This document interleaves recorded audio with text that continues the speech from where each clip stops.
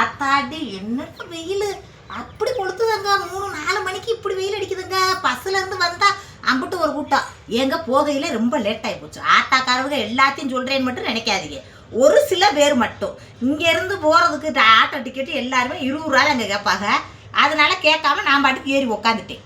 ஏறி உட்காந்து ஸ்கூலுக்கிட்ட இறங்குறேன். 30 ரூபா வேணுமா அப்படின்ட்டு வந்தாலும் இது என்னங்க வம்பு, 20 ரூபா தானே அப்படின்டா. 30 ரூபா தான் வேணுமா? ஐயோ போயாங்கிட்டு யார்கிட்ட வேணாலும் எங்கே வேணாலும் போய் கேட்டு பாரு, 20 ரூபா தான் என்ன 30 ரூபா அங்கிட்டு போகிட்டு அப்படின்னு நான் பாட்டுக்கு விறுவிறு நடைய கட்டிட்டேன். எங்கள் வீட்டுக்கார்ட்ட போன அடிச்சு சொல்கிறேன், உங்களுக்குலாம் சொல்லாமன்னா அவர்கிட்ட போன அடிச்சு சொன்னேன்.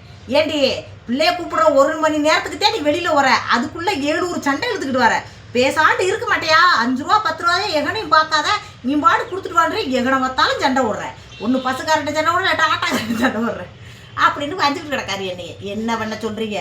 நியாயம்னு ஒன்று இருக்குல்லங்க, நியாயமாக இருக்கணும். எல்லா ஆட்டக்காரர்களுக்கு 20 ரூபா கட்டக்கண்டை தானே வாங்குறாங்க.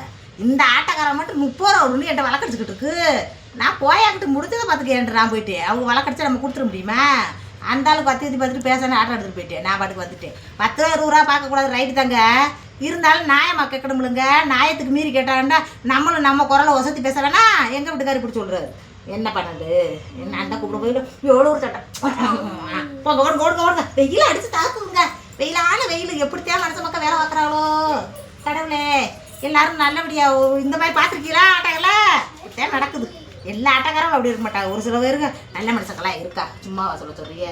லைக் பண்ணுங்க. என்ன தேவை எடுத்துடுறாங்க, நானும் தர்றேன்.